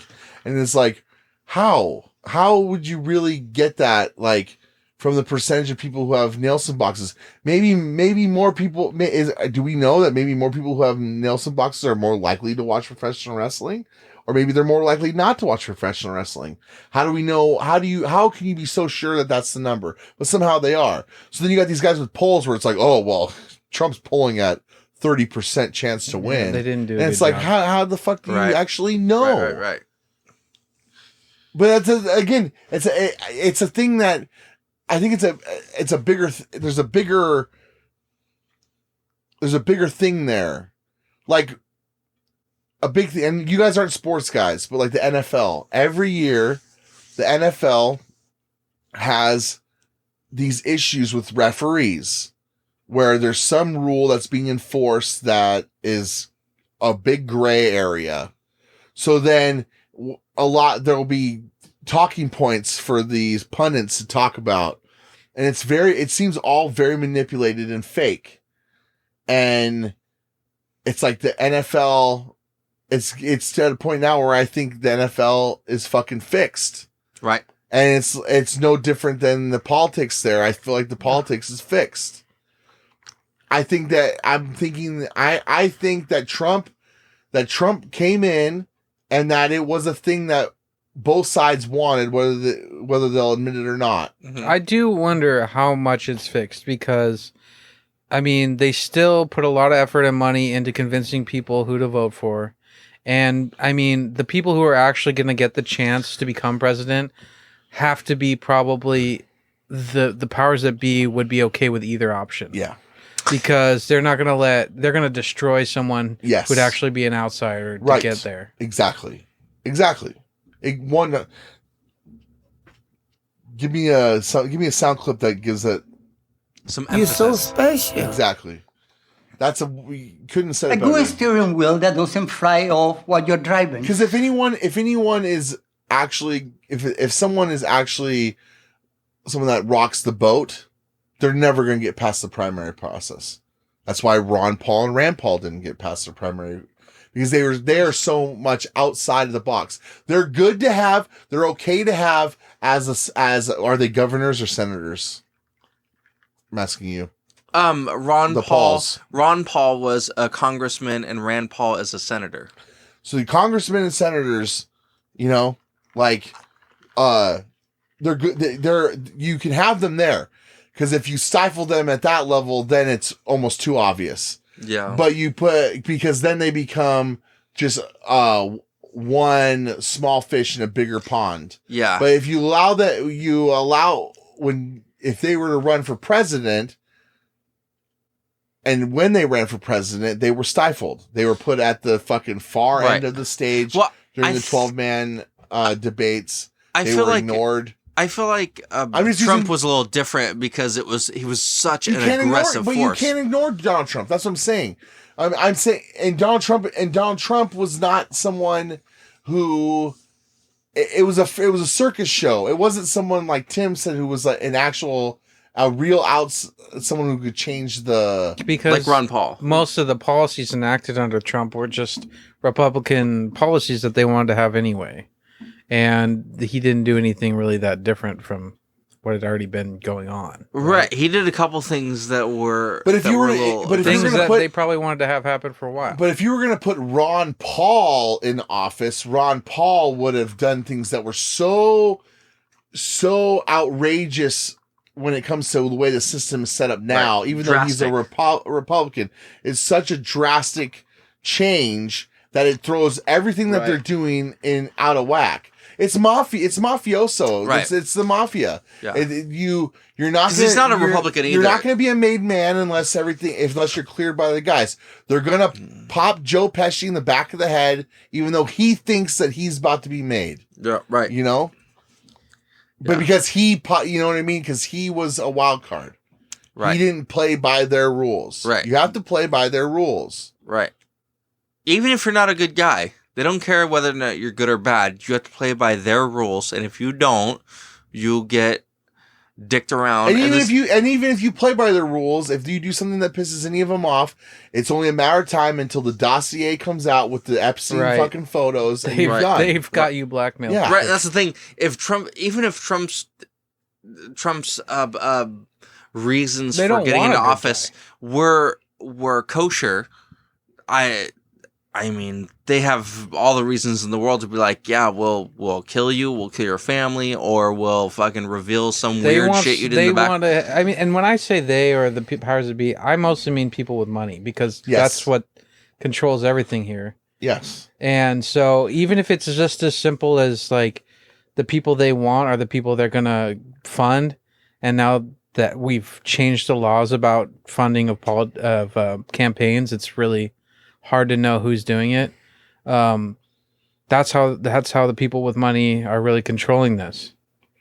It seems like to me. I mean, I don't think there's anything. I mean, there's blackmail and there's money, and there's media, and the media's which is owned by the people with money. And I have a friend. Yeah, exactly. I have a friend Tony who I always get in this argument with, and he always goes, "Well, the media's there to make money." I go, "But the media is owned by the people who are the powers that be. They're the ones that are in charge. So the media, if the media their agenda is to spout the rhetoric of whoever is paying the bills. Mm-hmm. These aren't fucking pencil in the ear fucking reporters that you'd see in the fucking 30s going, I need to get the scoop. Like, they don't care about the scoop. They don't care about the scoop. They're all there just to regurgitate whatever they're being told, whether it's some Joe Blow on CNN or it's some, fucking comb over dude on Fox News. There's an agenda that they have that they're going to come across as, and like some people don't actually see that. They just look at it like, oh, that's bad team, that's my team, good team, bad team, right? And it's just the NFL. Tribal. It's tribal. But it's the same. It's the same thing with the NFL. It's the NFL. Right. It's fake wrestling. Yeah, and then the one thing about fake wrestling that you can at least like tip your cap to is at least they have admitted that their shit's fixed. Right. But people still bet on it overseas. It's like the NFL, that shit, that, like, seriously, you watch the NFL and it's so easy to fix the NFL and for them to get away with it. And this is not my material I'm using here. I'm regurgitating this from a guy named Brian Toohey. Look him up. He's got these great books about fixing sports, mm-hmm. and all these cases of how they're fixed. And he's got a really good Twitter feed. And he goes through it with the NFL every week, and he points out like the narrative, and he basically kind of predicts what's going to happen throughout the year. Because people just want to be sold a story. They don't want exactly. The NFL has a people hate truth. And the NFL, truth is boring and it's hard to accept. And it's too nuanced. The last time the NFL, because like here's the thing, you can't guarantee fix a game. You know what I mean? So let's say like the Seahawks go out and they fucking throw an interceptions and the other team scores a touchdown and they get their ass kicked. Like if there's no incentive to fix the game, they're not going to do it. But there's definitely times where it's like where you look at the narrative of what's happening in the league or like who the league favors. There are times where the referees will do shit that is very questionable. Right. And favorable to one side. Just a couple weeks ago on Monday Night Football, there was a game between, I think it was Pittsburgh and Chicago. And this year, the big talking point throughout the whole year has been taunting calls. You're not allowed to taunt the other team, but it's a questionable offense because what's taunting? Right. It's subjective. Same thing with a big one with the NFL. That's all the calls are pretty subjective. Holding, pass interference, that shit happens on almost every play. So then the ref has to see it happen. And sometimes you see it happen and you're watching the game. I mean, you guys don't watch football. But I guarantee if there's a game that you've watched, there's been a time where the announcer, when they show the replay, goes, "Oh, I don't see the penalty there. That's a bad call."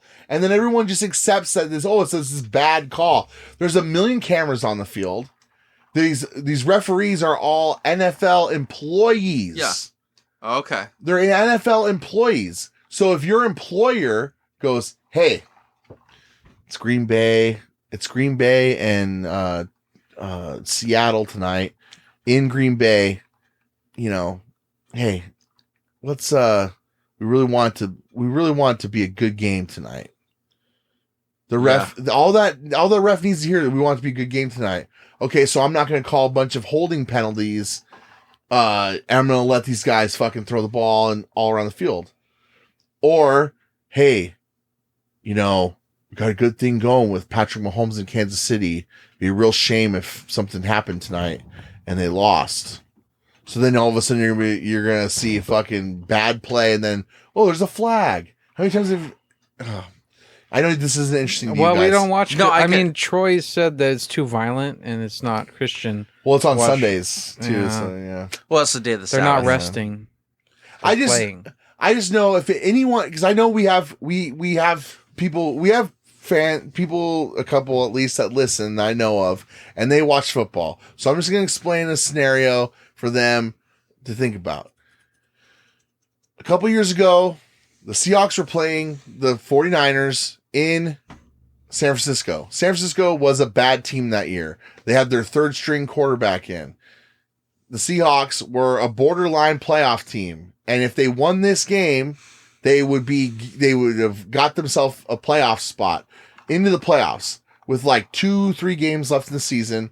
It wouldn't have mattered how those other 3 games went because they'd already been in the playoffs.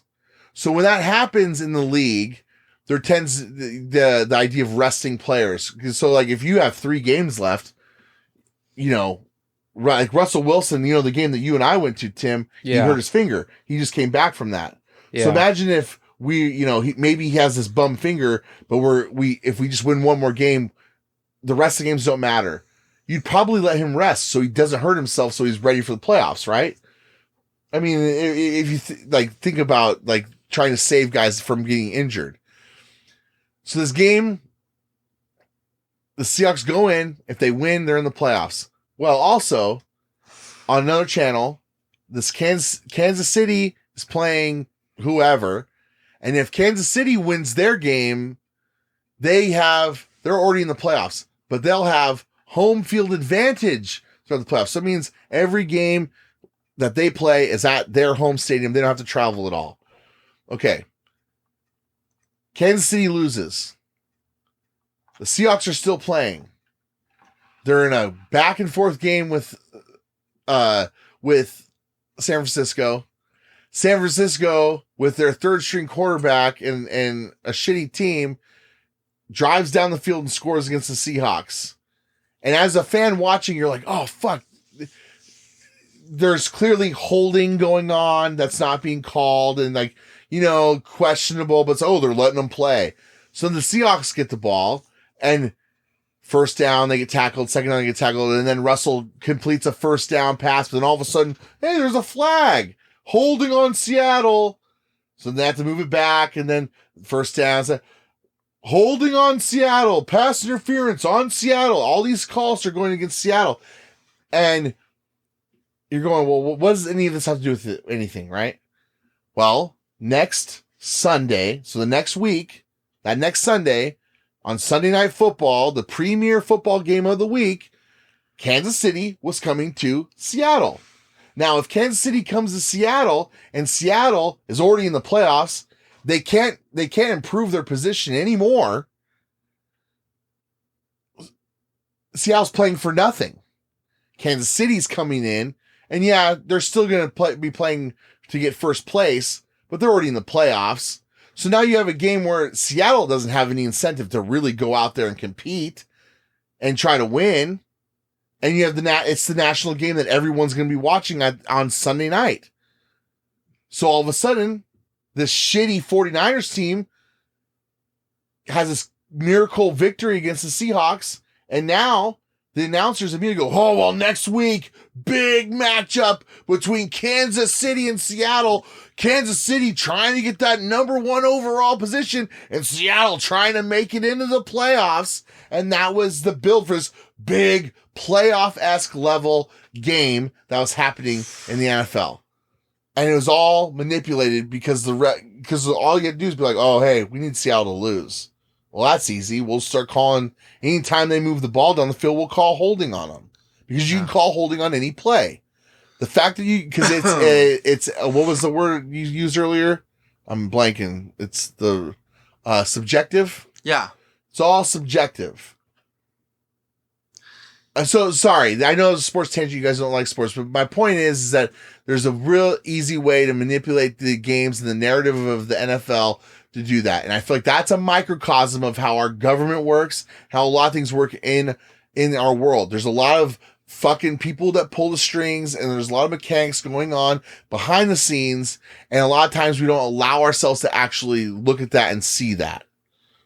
Yeah. Yeah. People don't want to believe that. Well, and other times if you're going to acknowledge the horrors of what your team does, then you have to acknowledge the horrors of the opposite team or vice versa. It's like when people want to say, well, Trump's a fascist. So okay, well, do you know what fascism is? Do you really even know what that is? Because that's like corporations and government teaming up and sort of taking over the economy. That's what this whole vaccine thing is about, because Pfizer and all these guys are making billions, tens of billions of dollars, forcing you against your will to get the vaccine. So that's legitimately what fascism is. Now, would fascism? Here's a question, and not to get you off your train. Would the whole Halliburton deal with Bush be considered a fascist deal because it was a no bid contract? Yes. So that was a corporation government teaming up. Yes. Yeah. The Halliburton thing. That's the thing, is that Bush was the obvious corporate fascist, like extreme example. And then that didn't really happen for a little, at least not in your face as much. It did happen under Obama and under Trump, because Trump had like the ExxonMobil fucking former president or whatever as part of his Do we team. want the definition of fascism? Sure. Fascism? Yeah, let's read. I mean, It's a form of far-right, authoritarian, ultranationalism characterized by dictatorial power, forcible suppression of opposition, and strong regimentation of society and of the economy, which came to prominence in 20th century Europe. Yeah, So I can see what you're saying with the vaccine thing of forcible suppression of opposition and strong regimentation of society and of the economy. Here's a simple one. It's corporate fascism. The definition of corporate fascism: combination of corporate and government authority. That's pretty much... Okay, that corporate fascism. Corporate fascism. Combination of corporate and government authority. The concept of fascism is dependent on the merger of corporations with the state. Which is exactly what we have now. When the government says, hey, you are no longer allowed to work unless you use this corporation's product and inject it into your body. We've pretty much had that for quite a long time then. Because if you consider the corporations as the powers that be because of their money and them controlling everything and pushing us in whatever direction they see fit. Right. It's existed forever. This has been a corporate fascist country for a long time. Since the beginning, maybe. I would say probably since the Depression. It's tradition. Since the Depression, since FDR. Well, I mean, FDR was the original corporate fascist. But even the founding fathers... That's why he's considered to be the best president. It's because he's actually the worst. The reason we left Britain was so that we could have tax-free economics. Yeah, and autonomy. But weren't they doing it so that the businesses could be tax-free? Like, that's really what it was for, leaving Britain? Yeah. Yeah, no taxation without representation. So here's corporatism, the organization of a society into industrial and professional corporations serving as organs of political representation and exercising some control over persons and activities within their jurisdiction. Wait, what'd you say? What was that a definition of? Corporatism. Okay. Because no representation without no taxation without representation was really the average person, I don't think really cared whether they're under English rule or a new government's rule, because they have to pay taxes either way. It's the businesses that didn't want to have to pay the taxes. Yep. But here's the obnoxious thing about Trump being president is that imagine if Trump would have said, hey, everybody is required to wear masks and to get their vaccinations. They already said before Trump was out of office, Kamala Harris and Joe Biden and Pelosi all said, well, we're not going to trust a vaccine that comes out of the Trump presidency, a Trump administration. It's like, Trump's not making the fucking vaccine. Right. But they're all saying it. They're like, I wouldn't trust a vaccine from the Trump presidency. He's not the one approving it or giving emergency approval. He's just doing Operation Warp Speed bullshit fucking He's just the face nonsense that says that word. He doesn't even control any of it. Yeah, he has nothing to do with any of it. Yeah, he was just just like Joe Biden. He was just kind of the goof that they have that propped up there, and there's a very small line in Back to the Future when Marty is showing Doc the video camera, and Doc's out in 1955, and Doc's hooking it up, and he's all impressed. Oh my gosh, it's a home studio. No wonder why your president has to be an actor. And it's like, because Ronald Reagan, and it's like when you think about that line right there, and it's like, oh shit. Yeah, the world now is in this tabloid. It's a tabloid TikTok reality show world. So of course you're gonna have a reality show guy be the president, right? And then like on top of that you have like Joe Biden there, and Joe Biden's the president. And I mean, maybe they had more nefarious ideas in plan, maybe thinking that he's gonna fucking either kick the bucket or they can enact the 25th Amendment or whatever on him, and they can throw old Smiley Kamala in there, who then fits so many demographics to a T for what they're trying to what they're trying to portray. But everybody hates her. Even the Democrats hate her. Even leftists hate her. It's gonna change, dude. It's the same. No, because here's it's going to change the way Biden became popular, because no one gave a shit about him until everyone Obama. thought exactly. And so it's going to be like, oh well, but Kamal, I don't know. Actually, It's gonna but nobody disliked Biden before. No. It was just like he was a nobody. People genuinely are repulsed by Kamala Harris. It's gonna change. It's gonna change, especially if she becomes president, because then you're going to get all the fluff pieces about her being a woman of color. But no, just focus on the woman part first, because the Hillary thing. There were so many women when Hillary lost. Like, I remember one quote, because it just made me sick, where it was like, I'm just so upset that I really wanted my daughter to see a woman become president. And it was like, any woman? Like, this isn't just any woman. Like, it's Hillary Clinton. Like, she's a monster. She's the most, like, unwomanly, like, it's not like she's like a grandma. It's like she's Martha Stewart. It was like everyone was thinking of her like Martha Stewart, who's like this, like, hey, I'm grandma, come over to my place. Like, she wasn't. She's a fucking, like a politician. She's a politician who has a vagina. Right. It doesn't make her special that that's a woman thing. It's such a gross attitude to have. But that's what I'm saying. It's like when we were watching that Comey show that was on Showtime or whatever. Like, there's a part where the daughters are sitting on there after Trump gets elected. Comey's female daughters, and they're like, we thought there was gonna be a woman. It should have been a woman or whatever. And it was just like this whole idea of like, just because she is a woman with a vagina means that you have to vote for her. And so just because Kamala is a woman, they're going to paint it like it's an enormous triumph. It's this thing that regardless of her politics, all these little girls need to look up to her. Has no one ever heard of Margaret Thatcher? Like, nobody likes Margaret Thatcher. But when people think about Margaret Thatcher, they think of like George Bush and like Reagan. Like, nobody likes Margaret Thatcher. And that was like, that was like the big woman. Yeah. Fucking, what was she? Not president, Prime but Prime Minister. Prime Minister of the UK. Yeah. But it doesn't count because it wasn't here. Right. There's been a lot of really bad female leaders in the world.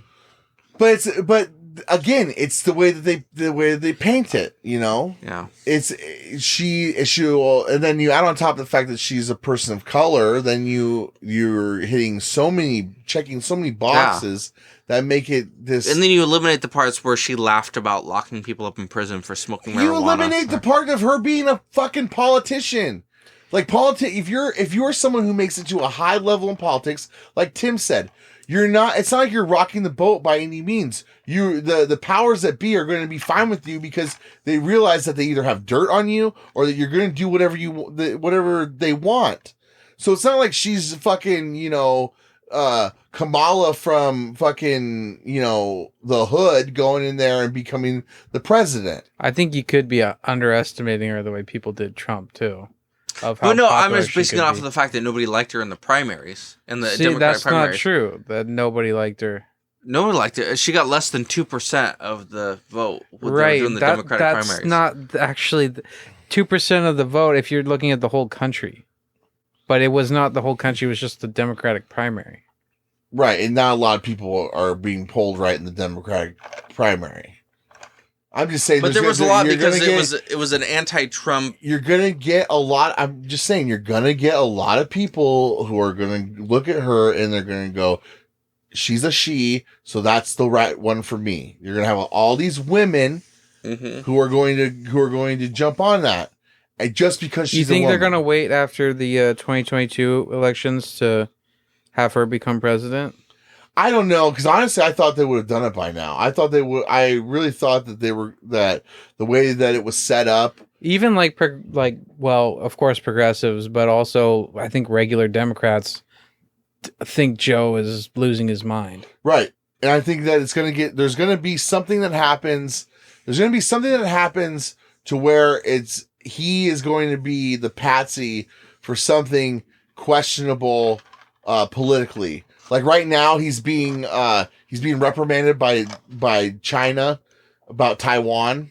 Apparently, like who's Xi Jinping, President Xi Jinping. Yeah. Him and Biden are having a conference, and he's being warned about the United States stance about Taiwan.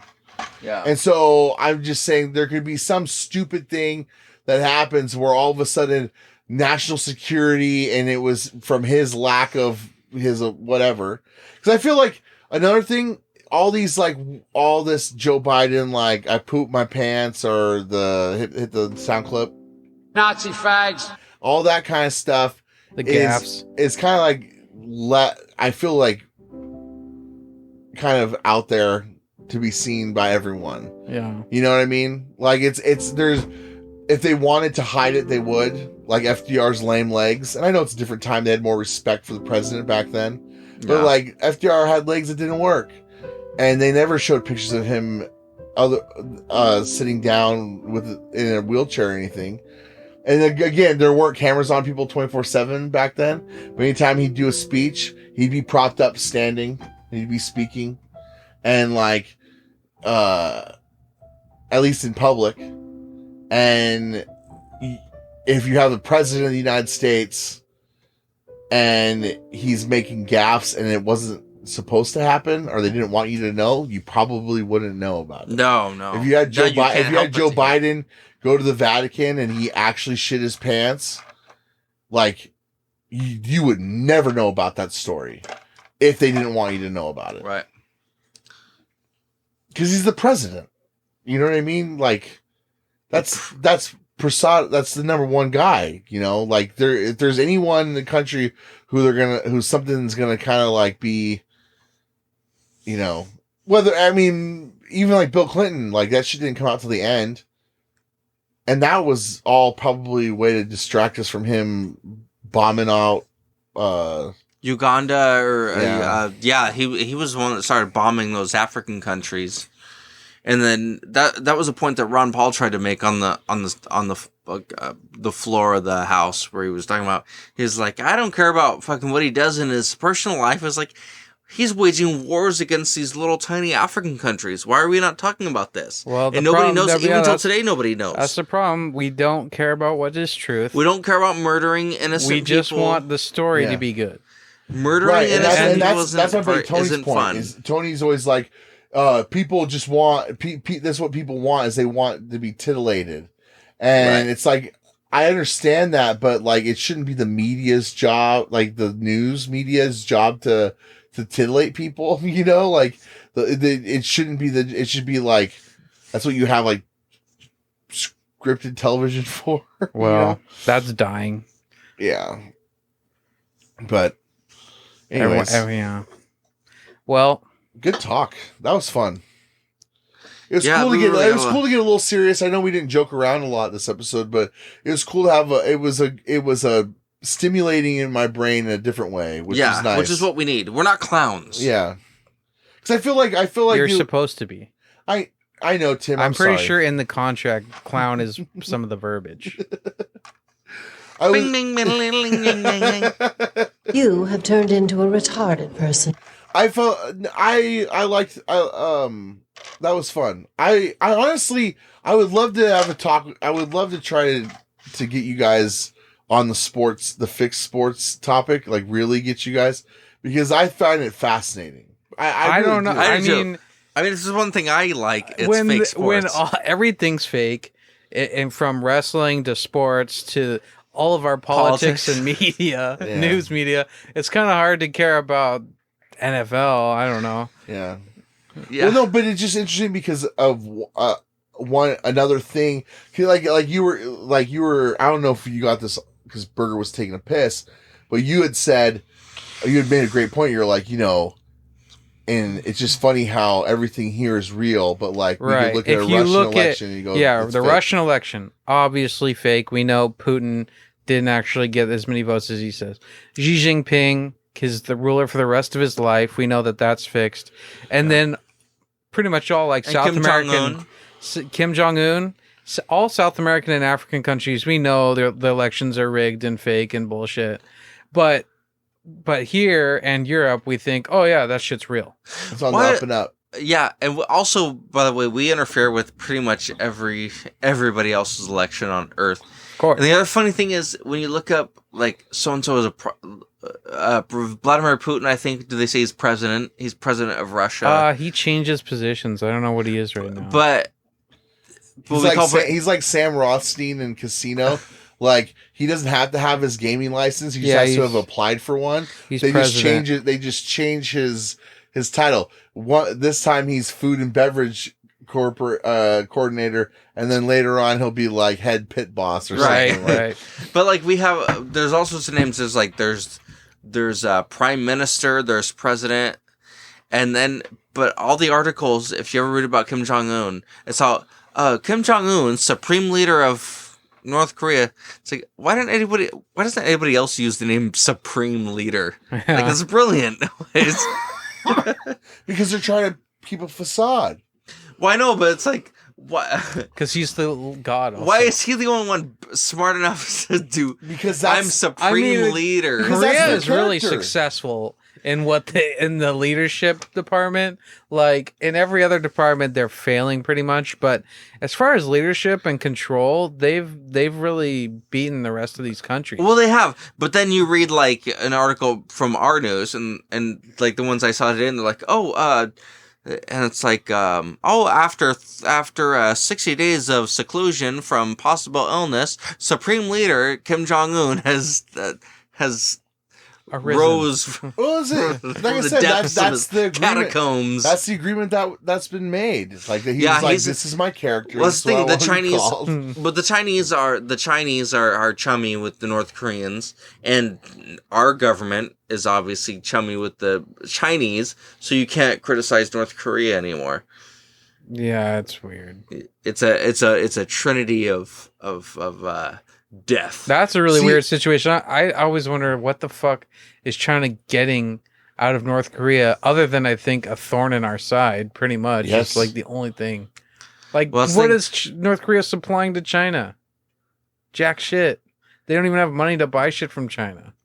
Yeah, I read Kim Jong-un is, and you think that basically he owns North Korea, right? They're just banding together. Yeah, it's like that Dave Chappelle joke where he was talking about how was it Dave Chappelle, where he was somewhere and like it was like all a bunch of white people except him and a guy, like another black dude, and like some shit started going down and they both looked at each other like the other black guy gave him like a thumbs up like we got this, like that's probably what's going on with Korea and China.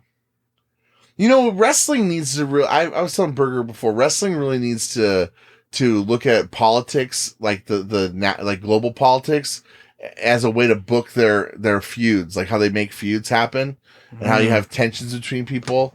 Because then they need some wars. You make characters based off of like a country and an alliance, right? So like you have a Chinese character who's like not a character, but like a character base that's representing China. Not like a flag or anything, but just like just think of it like just a guy. And then you have a guy who's like the USA, and you have a person who's like Russia, and you have these tensions that go on between them and alliances between other countries where it's like, well, wait, why is Kenny Omega aligned with the Young Bucks, but the Young Bucks are okay with Adam Page? You know what I mean? That kind of thing. Well, guys, I got a pregnant wife at home. I gotta go. Yeah, she's about ready to pop soon, right? Yeah. So I gotta. Do you have a name yet? Do you know the sex or name of the? No, she's keeping it secret from me. Okay. Oh. Is that what you wanted? So she learned, and then she learned from the doctor, but then she decided not to tell you. That's usually a thing that a couple finds out together. Yeah. No, the gender. It's like a gender reveal party for me when it comes out. For you, but not for your wife. But you didn't go to the baby shower? Okay. No, that was for her friends and stuff. But they all found out I don't know. I wasn't there. She didn't. I wasn't. You didn't get invited to the baby shower. Well, it's like strange. A chick thing, right? You have a very strange relationship with your wife. We're both independent adults. We're a power couple. A power couple? Yeah. Okay. Like the Clintons? Yeah. Running a household and... A religion. We have endeavors separately and together. It's important to have separate endeavors, I guess. Tim has grown so much since the time we started this. I know. Show. Before he was just a sorry loser who was a cuck. Yeah, whose and then wife was getting basted by two randos. Yeah, and then he became a dude who banged old ladies. Who then died, and then he spread her ashes in some random like off the side of the road somewhere. Wherever Great Lake was. Over Great Lake. Mm-hmm. And then now he's back and with the lady. Now they're a couple. Yeah. 360 I think it's a healthy relationship. Victory, baby. Thank you. All right. Nazi fags. You've done good work, Tim. Yeah, you've done great work. Hey, we'll keep you posted on when we do another live stream. Like I said, this one won't be wrestling and won't be as long. It'll be on Or as fake. Yeah, or as fake. Or maybe more fake. Twitch.tv/brute_n_fruit. That's our Twitch channel. You should subscribe to that. That'll let you know anytime we go live. We're also on YouTube at The Brute and the Fruit. Links are probably out there as well. We're on Twitter at brute_n_fruit. And email us at brute.n.fruit@gmail.com. Guys, check out Dojos. They're playing Friday night at the Mirkwood. That's Friday night the 19th? Yeah, 19th. At the Mirkwood in Arlington. They're great. Burger, Nick, and Matt Wyskoski. They're going to go up there and they're going to tear it up. I hope I can show up. I forgot I agreed to record that. We have a pretty big sermon planned, but I'll see if I can. Friday night sermon at Tim's church. I don't know what you're calling it. The Church of Ancient Time. The Church of Ancient Times. Or something. That's in Linwood. You can look them up on their website. It's all up to snuff. And look up The Moon is Flat. Working on a new record. So take care, everybody. It was great. We'll see you next time. God bless.